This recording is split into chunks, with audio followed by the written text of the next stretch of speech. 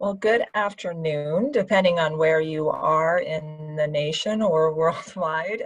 My name is Lisa Anderson, and you are joining us for Leading the Way, Achieving LGBTQ plus diversity and inclusion during corporate relocation. Like I said, my name is Lisa Anderson. I am the national co-chair of our ERG called Open for the LGBT plus community. You'll be hearing from me, and you'll also be hearing from James Britt, who is our national chair of Open, and Gage Baird, who is our national co-chair of Open. If you have any questions, please post them in the chat, and we will answer them and address them at the end of this presentation. But let's first start to get to know myself a little bit. Let me give you a brief intro. My name is, like I said, Lisa Anderson Beasley. I am the national co-chair of Open ERG, and also do the communications for the ERG. My day job, I am a senior event specialist for event marketing, and have been with McKesson for 3 years, and was hired only as a remote worker. So I've never had to check into an office location. However, my headquartered location for any check-ins was in San Francisco. And obviously our San Francisco headquarters closed. And since I did not live in the affected zip codes, I did not have to relocate to any of the 4 locations that were offered to move. However, I did move to a more conservative area of California. Yes, they do exist. And now live in the Central Valley. I was born and raised in the Bay Area, and moving to a more conservative area of California did require some adjusting to a new city and new culture. I have also had experience in working in different regions of the country. I lived in Maryland, Virginia, and DC, and each of those posed its own challenges and cultures. In each, I had to adjust and find my community and navigate coming out in many, many different professional experiences that I've had. I just outlined some personal experiences, as so many of us have had to and are thinking about how we value our work-life balance and ensuring those transitions are best for our lives. So let's get to know McKesson a bit, and our journey as we transition our colleagues to the new headquarters in Texas, in Irving, Texas, from our San Francisco headquarters after many years in the Bay Area. First, let's address who is McKesson. Let me do this. McKesson Corporation, well, first off, we are a HRC Best Place to Work, and we have been that for the last 7 years, and currently recertifying that. And so I look forward to our recertification as an HRC Best Place to Work. But McKesson is corporation is a global leader in healthcare supply chain management solutions, retail pharmacy, community oncology, and specialty care and healthcare information solutions. McKesson's, we partner with pharmaceutical manufacturers, providers, pharmacy, governments, and other organizations in healthcare to help provide the right medicines, medical products, healthcare services to the right patients at the right time, safely and cost effectively. And McKesson has been named the most admired company in the healthcare wholesaler category by Fortune. Like I mentioned, a best place to work by the Human Rights Campaign Foundation, and a top military-friendly company by Military Friendly. As you can see here, like I said, we are a global leader in the healthcare and supply chain community.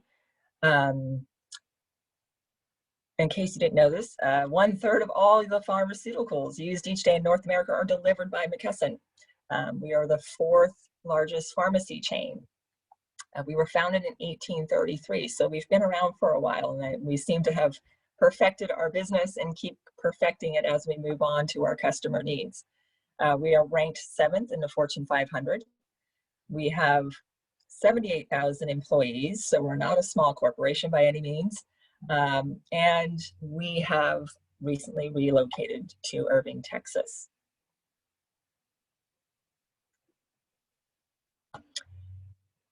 And I also wanted to just kind of go into a little bit about our businesses and what we provide, so you have maybe a broader understanding of McKesson.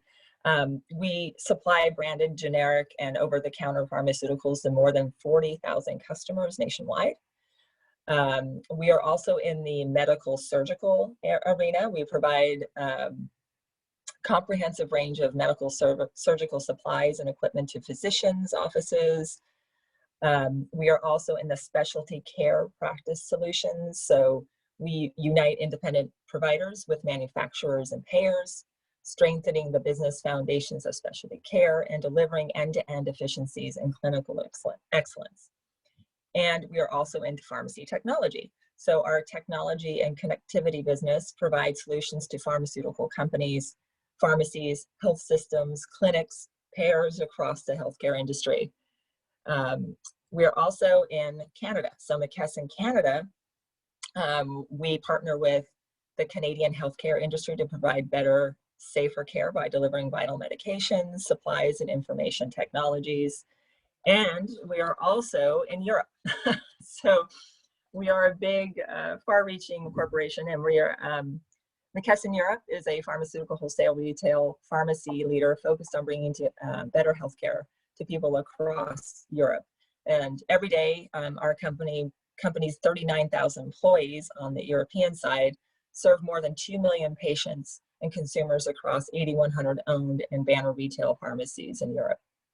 So my ask to you is, next time you go to your physician's office, look around your physician's office.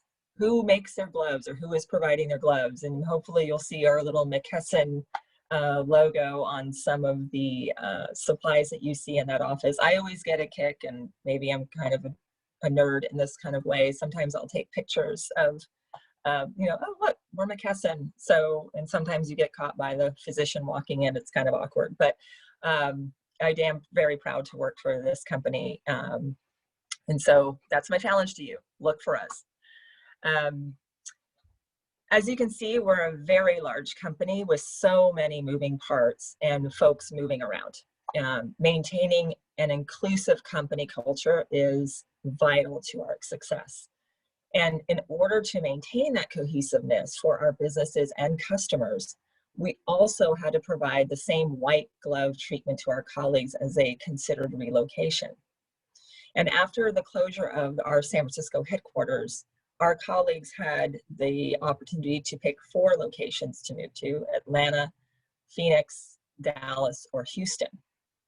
And obviously, a new region of the country comes with so many considerations in which McKesson had to address and provide resources. For instance, you're considering moving to one of these 4 locations. Who are my realtors? What's the housing market like? And so we had to connect those folks to those folks who would be helping them, realtors, make those housing or rental, you know,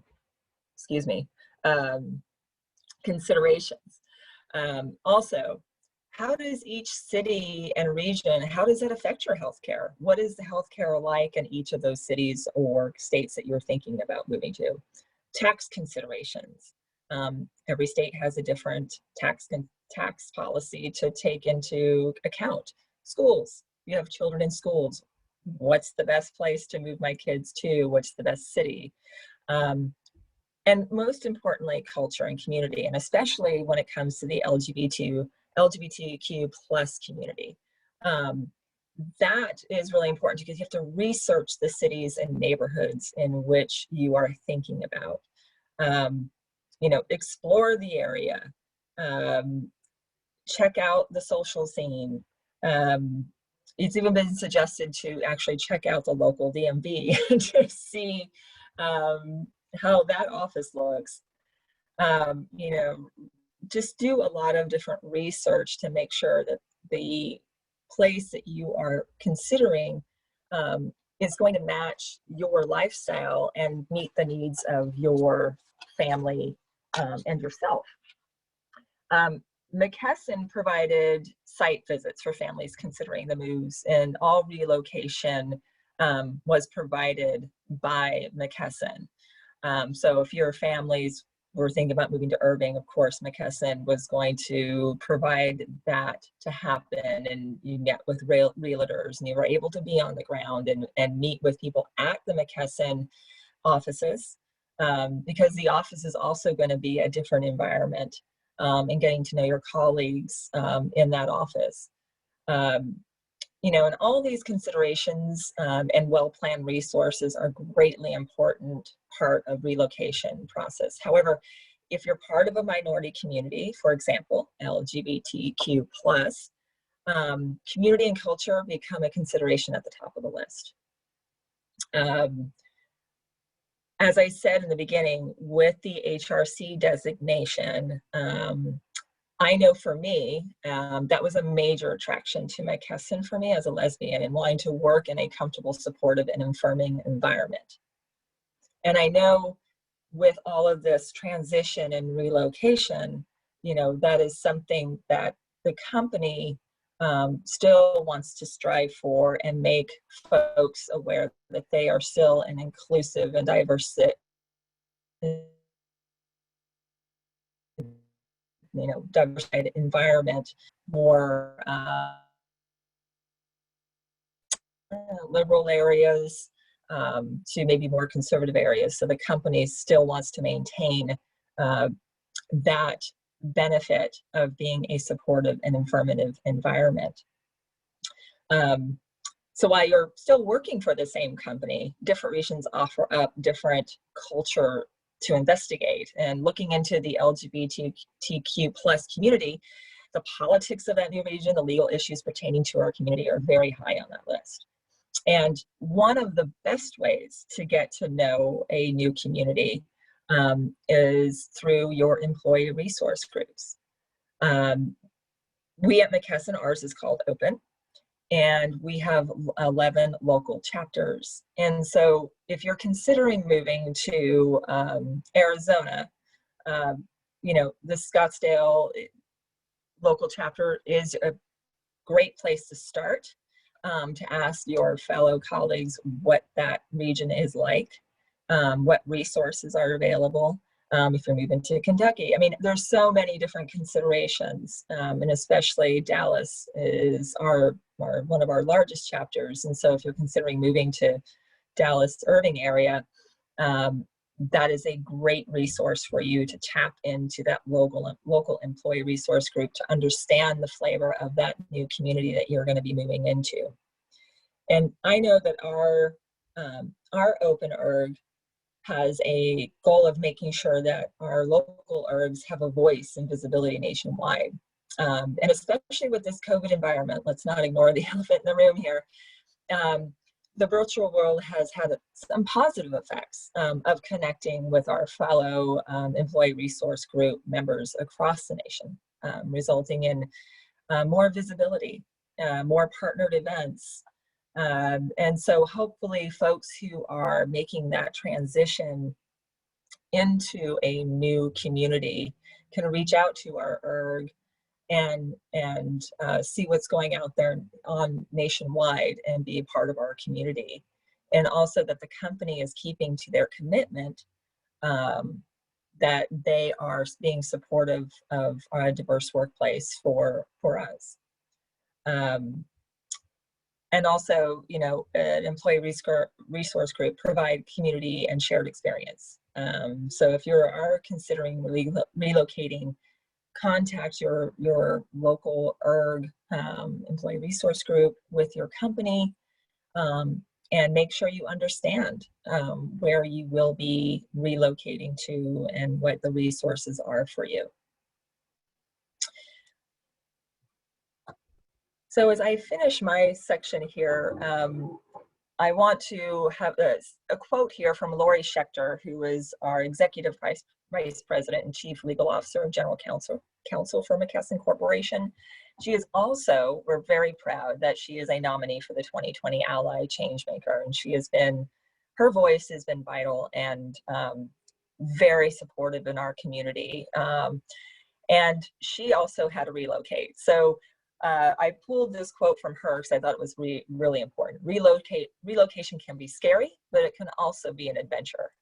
And I think if you're not relocating for a company, I think we've all had the experience in our life to just have to relocate to a different place or just move because we want a different adventure. So if we can think about it in that way and connect with people in our community, then all's a win. So with that, I'm going to pass it on to James Britt, who is our Open National Chair. And I thank you so much for your time. Thank you so much, Lisa. Again, my name is James Britt. I'm headquartered here in Dallas, Texas. Been born and raised in Texas, and I work in our general counsel organization as one of our legal billing analysts. And like she said, I'm a national chair of our Open Employee Resource Group here in Dallas. So I was obviously tapped to assist with some of the employee relocation efforts and to help kind of be a resource here in the Dallas, Texas area for employees looking to move across the country with McKesson. I'm going to start here by kind of just highlighting some of the hard decisions that McKesson overall, as well as our employees, have to make in discussing the option of moving. Obviously, the company made a decision and announced it, and it left hundreds of our employees with a critical decision point in their life and in their career, whether to move possibly to the Arizona, Scottsdale, Arizona area, Dallas, Texas area, or Atlanta, Georgia. There was a couple other sites as well, but not everyone feels comfortable doing that for a position or feels like their family can move with them. So some of these here on the screen just kind of represent the decision points and some of the discussions that they had to have in order to make that final decision and how McKesson helped them with that. So obviously at each location, there's a different community, there's a different makeup. And especially for our LGBTQ folks, you have to look at things like what your family resources can be.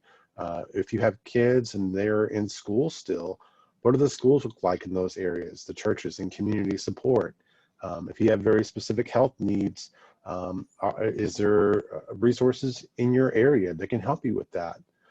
What do the arts and sports communities look like? That is very important, as well as travel.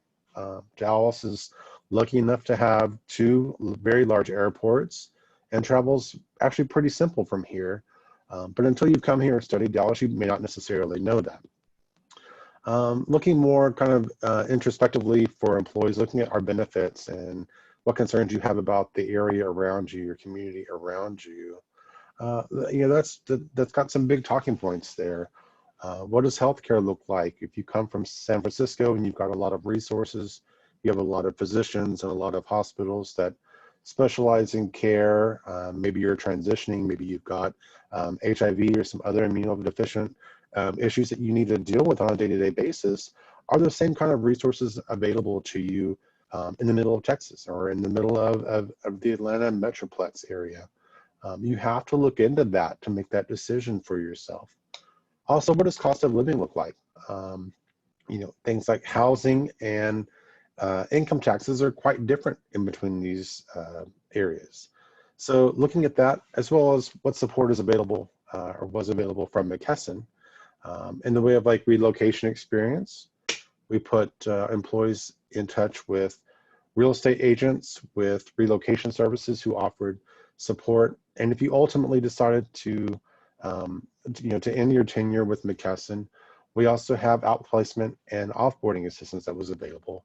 These things were very important to McKesson because we don't necessarily want to say goodbye to some of our employees, but we do want to make it easier for them to make a decision that fits best with them and their lifestyle, whether that be to move or stay. And if you move to a different location and maybe it's not a great fit, there may need to be kind of like that secondary step to help you make another decision down the road as well. McKesson is very much aware of that. Lisa, we can go to our next slide now.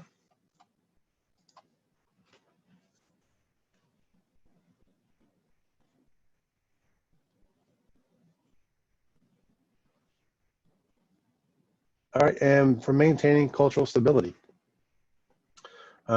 Again, like she offered, our location tours were sent out, um, to multiple locations. You could actually travel to the location with yourself and with a family member to look around and to understand um, what's available in the area to you and your family.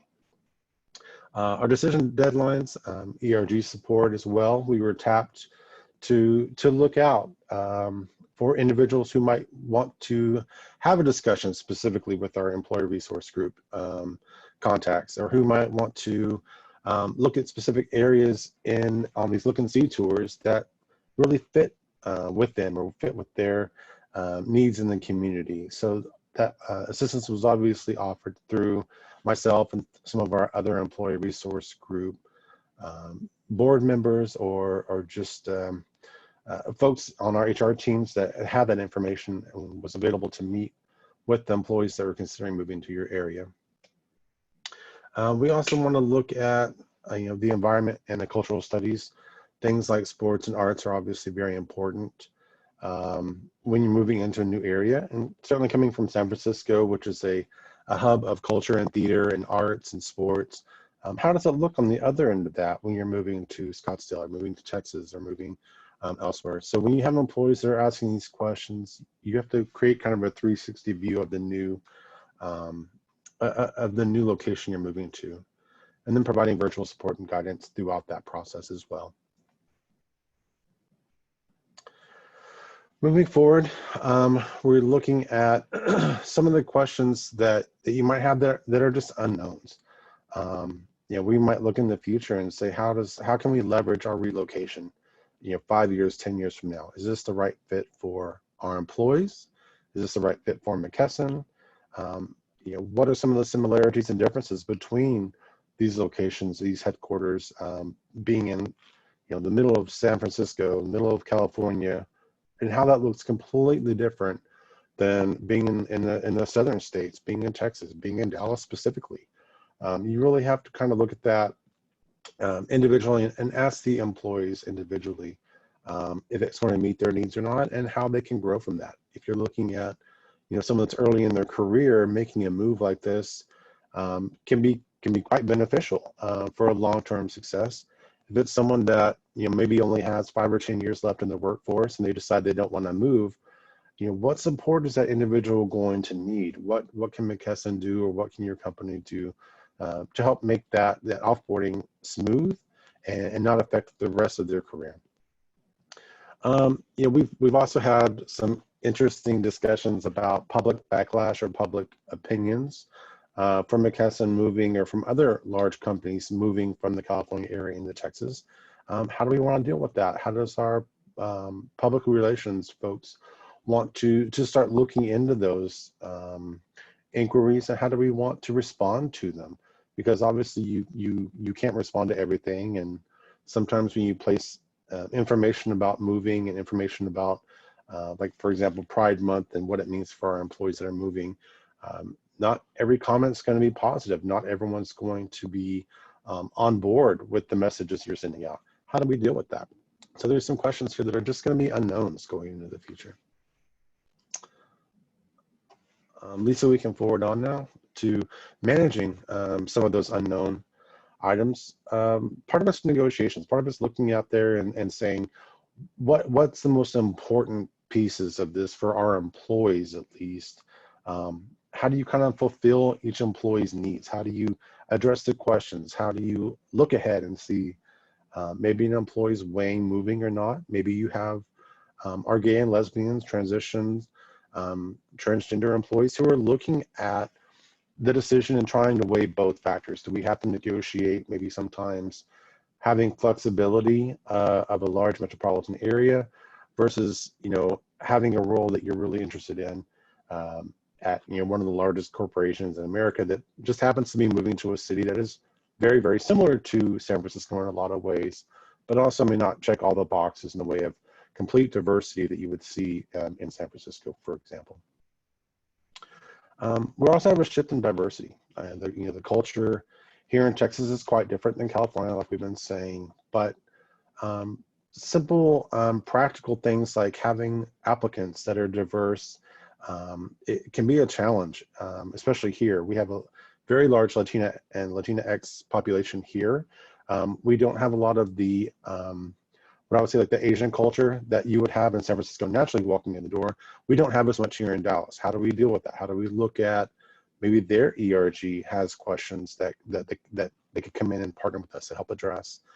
So we've done that. We've actually worked with our military folks. We've worked with our Asian ERG, or they're called PAVE ERG. We've worked with the people of color just to make sure that we're not shifting away from our extremely diverse employee group just because we're moving to moving to Texas, and maybe we don't have that as easily available to us.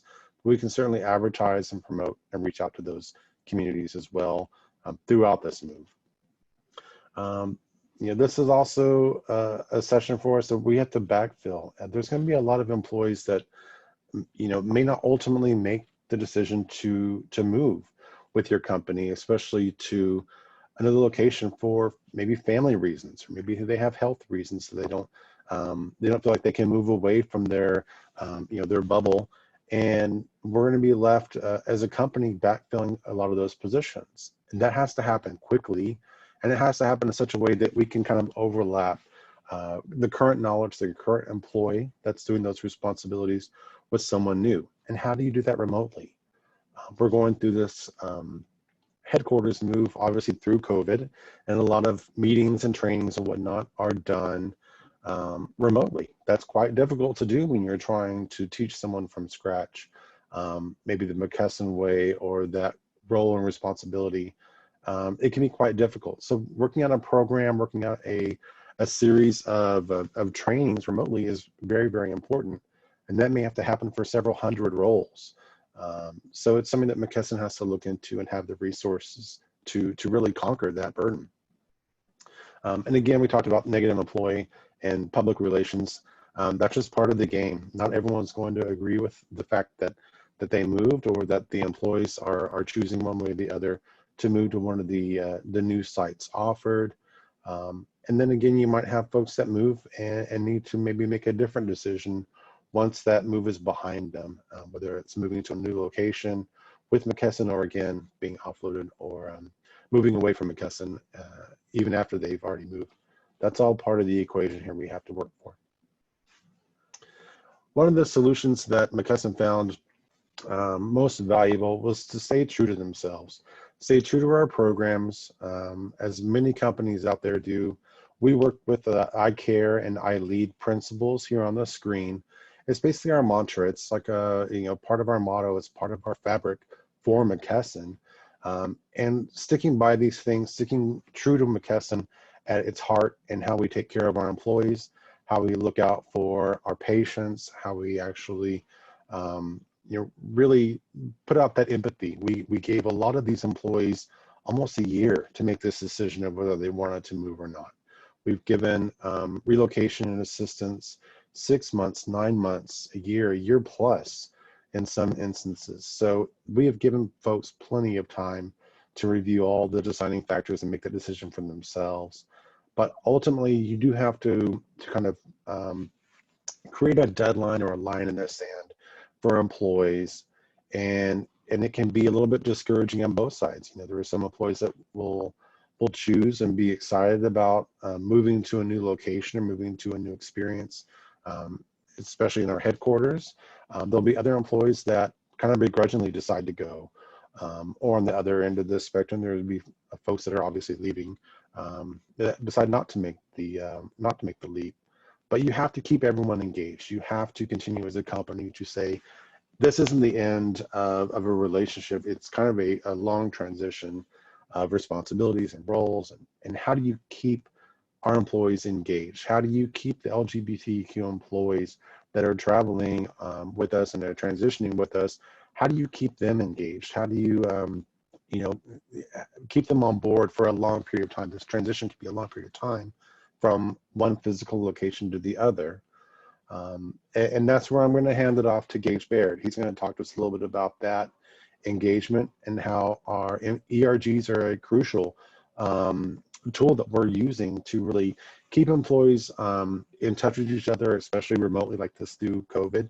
We never could have expected this, but by staying true to McKesson, staying honest and openly communicating with our employees about each of these processes along the way, making this move, we're really winning at the end of the day here. So I'm going to hand it off now to Gage Baird, who's also here in Dallas, and he'll lead us into the last part of our presentation. Thank you, James. Good afternoon, everyone, or perhaps good evening, depending on where you are. I know we've got some folks all across the nation and possibly even outside of the nation. My name is Gage Baird. My pronouns are he, him, and his. I am a strategic pricing manager for McKesson Corporation, and I'm also the other national co-chair for OPEN, McKesson's LGBTQ employee resource group. You've talked a little bit about who McKesson is, what we do. We've talked about the meat and potatoes of relocation. We've talked about geography, all of the research that has to be done. So the last thing we're going to focus on today is engagement.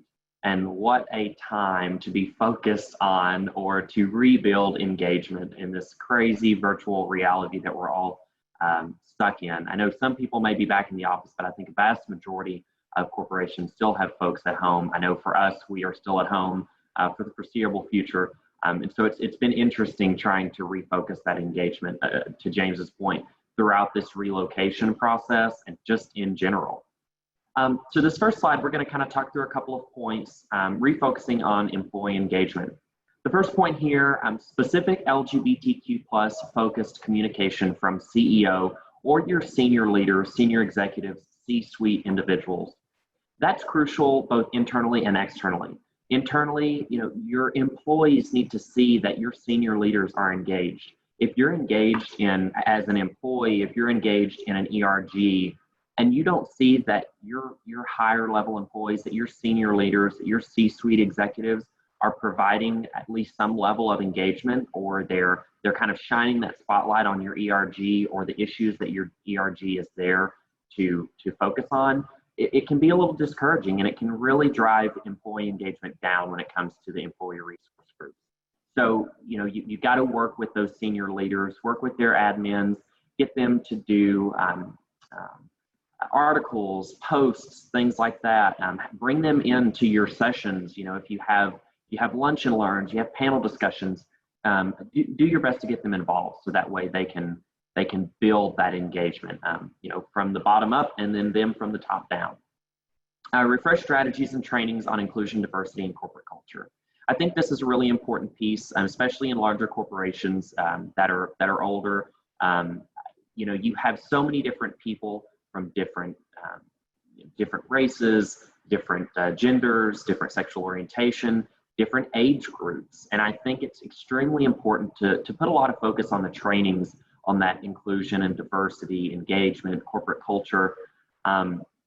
We have to understand each other to really be able to unify an organization. And sometimes we don't always understand things. I mean, I think even part of being in the LGBTQ community as a gay male, I grew up in a very small town in Northeast Texas, and I didn't really even know what the LGBTQ community was until I moved to Dallas. And even today, even being as active as I am, there are still things I don't know about our community. I mean, we learn every single day. So these trainings are important, not only for us as community members, but for our allies and for those who don't really know where they fall on that spectrum.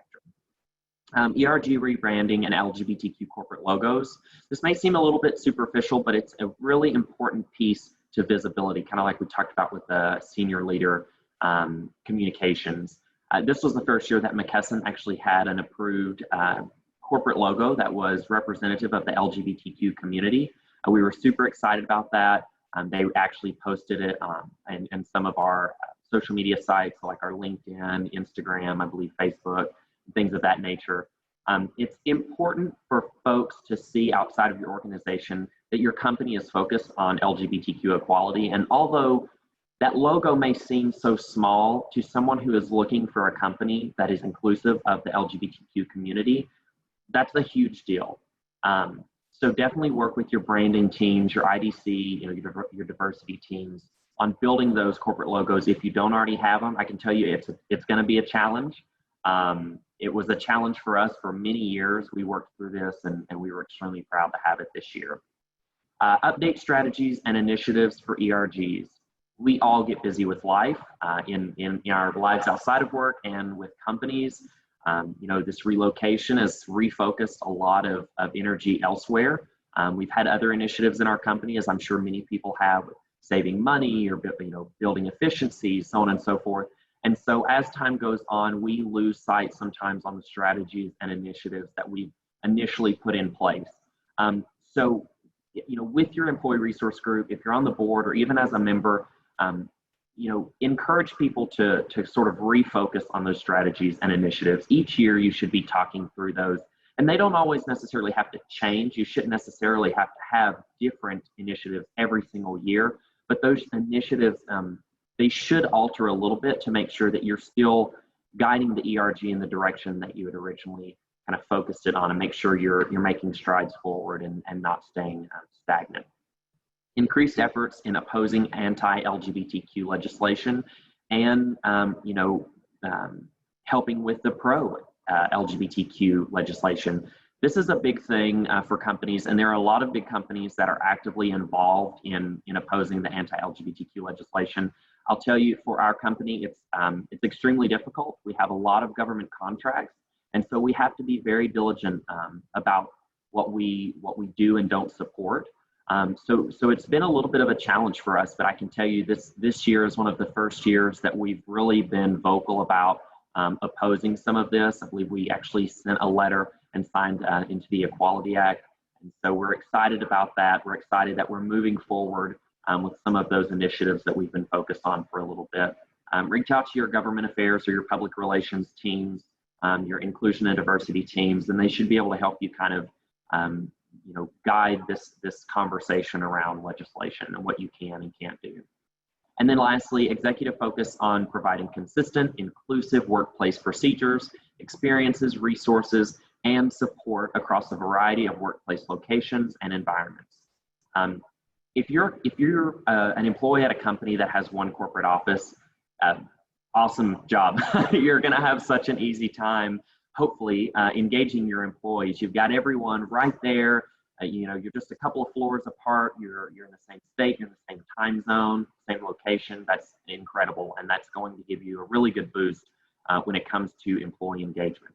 However, for a lot of the companies that are attending this conference, McKesson being one of them, we are a global company. So, we have offices, as Lisa mentioned, all over the world, but focusing from a national perspective, we have several corporate offices, main corporate offices across the nation. We have a lot of small corporate offices.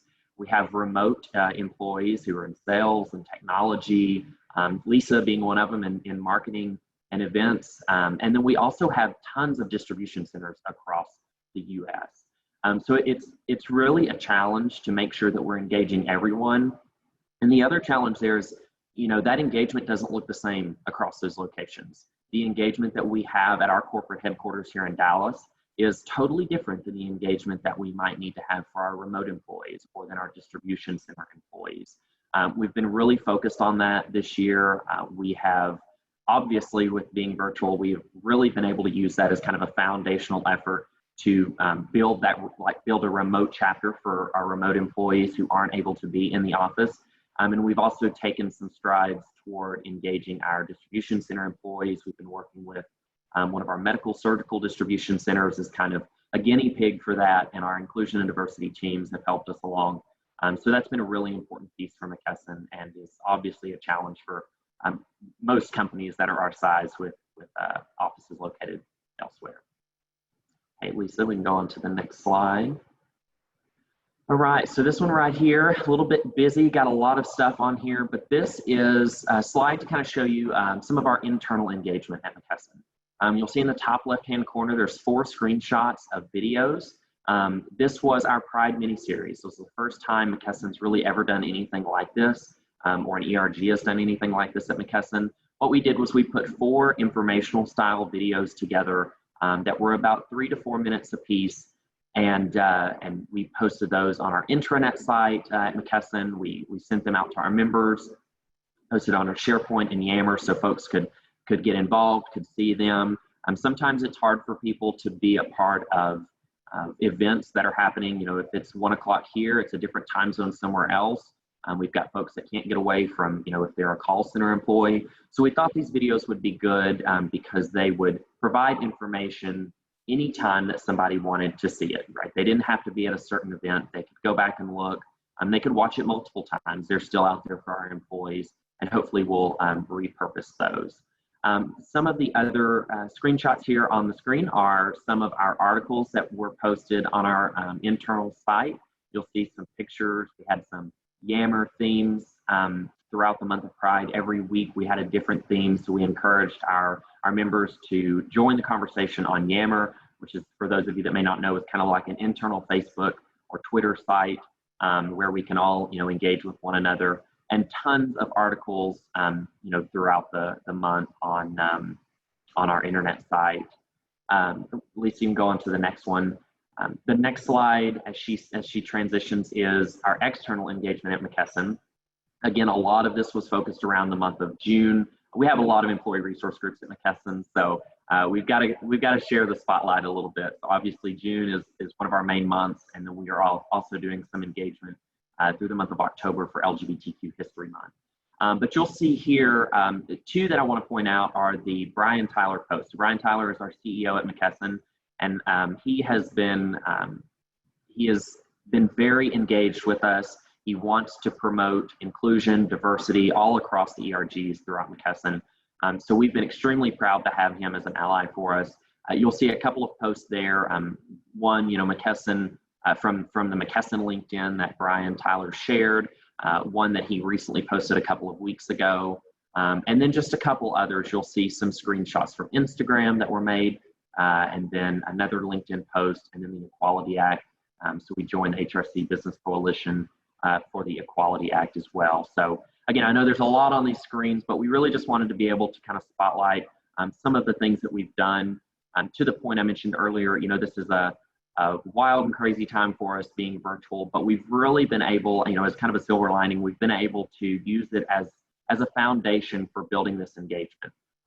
We have probably been the most active and the most vocal this year, as we have in years past, on Yammer and you know, on our McNet internet site, and even the external engagement throughout you know, LinkedIn, Instagram, so on and so forth. We've been very happy for that. We've got a great communications team. Work with your comms teams, work with your inclusion and diversity teams. These things are important. You know, internal engagement is huge, but the external engagement is a really big piece of it as well, because you want to continue to grow your LGBTQ network at your company. You want that talent acquisition across your organization, and then also you want to, you know, be able to retain those employees as well. So we can go to the next slide. All right, so we've talked about refocusing engagement. We've talked about a few points from McKesson and how we engage some of our employees over the last few months. But why is engagement important? First, you know, it creates a welcoming environment. I mentioned earlier that I grew up in a small town in Northeast Texas, and you know, being gay wasn't normal. It wasn't okay. And so when I came out to the city, no pun intended there, and started to come out to myself and to my friends and eventually my family, you know, being in places, finding places where I knew that I was welcome was a big deal. One of the reasons why I moved to Dallas, it's a big city, you know, there's a lot of LGBTQ folks here, a lot of engagement outside of my work that I can be involved in. And so a welcoming environment, that's extremely important. That was one of the reasons I think Lisa mentioned, you know, that she was focused on McKesson because of their, you know, their focus on LGBTQ equality in the workplace, and same for me. Enhanced productivity. There have been study after study that have shown that people who are out, people who who feel welcome at work, who can be their true authentic selves, are always much more productive in their corporate environment than when they're trying to hide themselves. You know, we've all seen these studies. We've all seen the statistics. It's a huge deal we want our employees to do well, but we want them to feel good while they're doing well. We don't want folks to come to the office and have to hide who they truly are. I know in one of the videos that we did during the month of Pride, there was a study that 50% of people who are out at work are more likely to innovate over their counterparts who are not out at work. And then out LGBTQ plus employees are 35% more likely to be highly effective in their work teams and 28% more likely to provide excellent customer service. So those are just a couple of quick percentages that just show being out, being your true self, not having to, there's a lot of energy to hide who we are, and we've done them, we've done it for a lot of years, some of us more than others. So being yourself is extremely important to the productivity of the company. And that's another argument you can kind of have with your executives, hey, you want us to do good? We need to be out. We need to have that welcoming environment. Team collaboration and employee participation. Kind of the same thing along with productivity. Your team, you're going to collaborate more with your team. You're going to participate more if everyone is on the same page. I mentioned earlier about kind of understanding one another in those trainings on inclusion and diversity. Those are important to these two key pieces of participation and collaboration. If you don't have that, you're not going to have a cohesive, productive team, and that's going to hurt the individuals, it's going to hurt the team, and it's going to hurt the organization overall. And then lastly, makes employees feel human. If we can't be who we are, we're just another number, we're just another employee, we're just another person filling a seat. But being able to be our true selves, being authentic, and not really worrying about who's going to say what, or am I going to get fired, or those types of things, it makes an extremely huge difference in a person's life, both inside and outside of work. All right, we can go on to the next slide. All right, so what's next? This slide is hopefully a good takeaway for y'all, whether your company is relocating, just relocated, thinking about relocating, or maybe just working on engaging your employees a little bit more. Establish and maintain a strong corporate culture. Use your inclusion and diversity network, use your ERGs, engage your executives, all of the things we've talked about. Those are huge pieces to building that strong corporate culture. Support LGBTQ plus inclusion through retention and talent acquisition. Being visible, having those external communications, focusing your HR and your talent acquisition groups on diversity, whether LGBTQ or other diversity. We've done several things like that at McKesson, and I think that it shows. I think that we've seen in the last year or two, we've retained and gained new LGBTQ employees. Align with other ERGs to standardize practices. Intersectionality, it's a word that we've all heard a million times over the course of the last few years, and will continue to hear, especially in in light of recent events. It's a huge thing. So align with your other ERGs. We've got Aspire, we've got PAVE, we've got Own It, for women and African American and Asian, all of these different groups. And it's important to work together to make sure that we're all, we're kind of all held to the same standards, and we all have that equality across the organization. Collaborate with executives, human resources, and diversity teams. Huge piece to this. You can't do it without them, and they can't do it without us as employees and without us as ERG leaders. And lastly, do your homework. I think James and Lisa both talked about doing research. Your company should provide you, in the sense of relocation, should provide you a lot of good resources, but there are going to be things that they don't provide you, or they don't know that you need to be provided with. And so just like when we were in college and we all had to go do stuff outside of our normal class hours, homework, it's crucial. It's crucial to your existence in your new location. Find your place, find your people, find your organizations, join those outside of work. And that will really benefit you in the long run in the sense of relocation. And even where you are today, if you're not engaged outside of work, get engaged. So I think our next piece is Q&A. So I am going to just scroll through the Q&A box here, and then James and Lisa will hopefully be able to answer some of these questions for you all. Let's see, and if you have any questions you haven't answered or asked them yet, go ahead and post them in the chat, and we'll see if we can't get around to these. Let's see here. I think one question was, did McKesson interact and or get the counsel of the local LGBTQ plus business chambers? James, do you want to touch on that? Sure. I know that our relocation service was, I guess, as involved as they could be with the various communities, especially in the Dallas area. But in the way of us specifically, we don't work with the Chamber of Commerce because we're in actually a smaller area of the Dallas-Fort Worth Metroplex. But I would suggest any community resources you have like that, if you're looking at, moving to a new location, look at their website, reach out to them, see what resources they have available, and hopefully that'll help kind of fill in some of the holes or some of the gaps there. Because I know a lot of our businesses, at least here locally, belong to Chamber of Commerce. Here's another one. How did you address potentially negative stereotypes and assumptions about Dallas being not queer friendly, or at least less friendly compared to California during the relocation?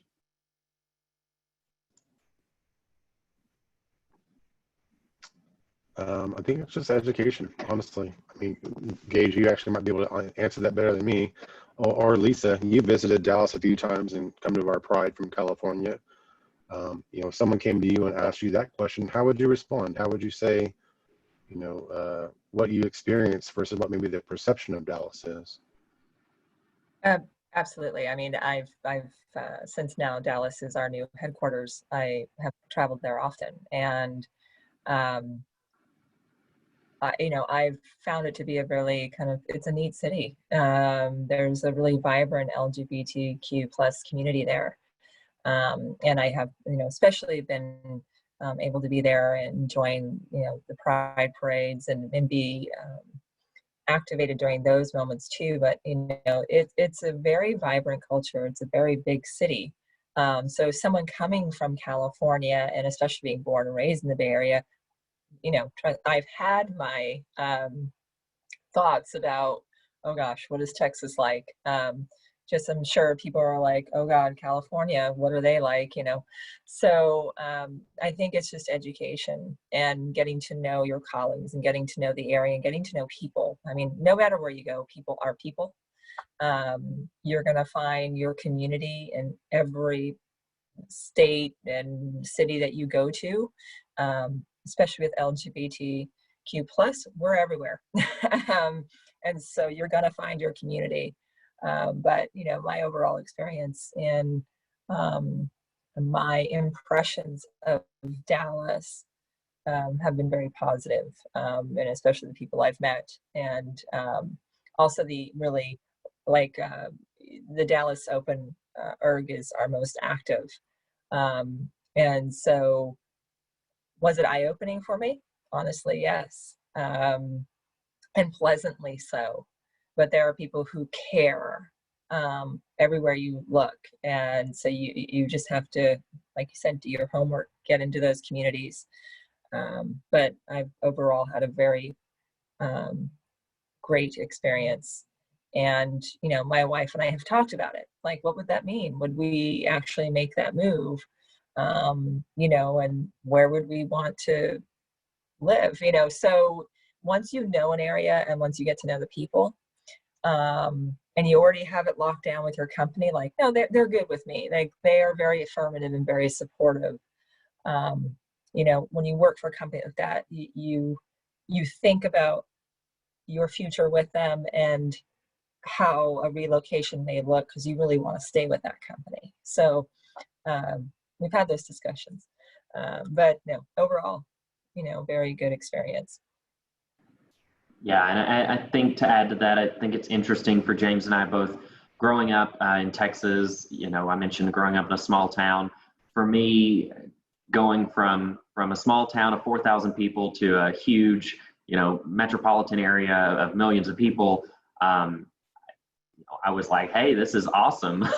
This is great. But it was interesting to hear folks who were moving from California, hear from them on their fears moving to Dallas. And so I think, and I'm sure James can attest to this, I think for us, it was just really kind of trying to say, look, it's going to be different. It's scary, obviously, but it is going to be different, but to Lisa's point, you kind of find your niche, you find your neighborhood, you find your organizations, you make it work. It's scary, but I think once you get here, or once you get to one of those places, it's not quite as scary once you find those groups. Another question here, it says, I currently work in apprehensive to apply for a rotational program at work out of fear that I may be placed at our plant in Forest, Mississippi, and not be accepted as a gay man. Do you have any advice you can share? James or Lisa, I'll punt that to you guys. Well, I used to live in that area, so I guess I can talk. It's very similar to Dallas, very similar to other large metropolitan areas. We're everywhere. It's not like you're going to really go to one location that's going to be, kind of a desert for our LGBTQ plus community. And the Woodlands is great. So this is a good example of, especially like when folks are moving to Atlanta Metroplex, there's so many suburbs and so many neighborhoods in Atlanta and even the Dallas area. We're not technically in Dallas, we're in Irving, but you still benefit from the community around you. You still benefit from all the resources around you, especially the closer you are to metropolitan cities. It seems like it is a little easier. But like Gabe said earlier, you do your homework, you kind of look and see if it's a good fit for you and your family, the needs and the resources of your community. And ultimately, is that going to balance with the needs of your career and moving with your company? And if the answer is yes, then know that you've made a good decision, know that you've done your homework and your due diligence, and go happily forward. If you feel like it's not, I don't know what the answer might look like for you, but doing your homework and kind of exploring where you would move to just gives you that much more power to make a good decision for yourself and your situation. Yeah, and addressing the fear. Fear is always very important, and I think fear is such a natural human condition, a feeling to have when you are exploring something that is so different. And if your company has an employee resource group that has any sort of location there, if you have any, or ask around, it really is. I moved to a much more conservative part of California. And so I had a little apprehension myself, like, what does that mean coming from, I lived in Washington, D.C., which was very progressive. Believe it or not, then have born and raised in the San Francisco Bay Area. So moving to this other Central Valley location, I'm like, what is that going to look like? But I have found that there is a community. And in fact, we're rolling into a Real Pride Film Festival that is like one of the largest Pride film festivals here in this, in California, in the Central Valley. And I would not have known that had I not moved here and gotten included into my community and kind of networked in there. So, but fear is definitely something to be addressed, and hopefully you can reach out to folks if you know any there on the ground. To do your homework, because safety is a big consideration, and that shouldn't be played down. But find that community that can help you address those fears is definitely a big one. Awesome. Well, thank you so much, James and Lisa, for answering those questions. Hopefully, if we didn't answer them directly, hopefully we at least touched on some of the points that you guys had in there. For those of you who are asking questions. Thank you all for attending today's session. This was McKesson's first presentation that we've done at Out and Equal, so we're extremely excited. So thank you all for joining. If you want to know more about McKesson, you can visit our website, McKesson.com, or you can do McKesson.com/careers if you're interested in careers. And also take a look at our inclusion and diversity page on our site as well. So with that, we will let y'all go with just a minute to spare. We hope that everyone has a wonderful time the rest of the week, the rest of the conference here at Out and Equal. And we look forward to hopefully seeing some of you guys in other sections. Thank you all so much. Thank you.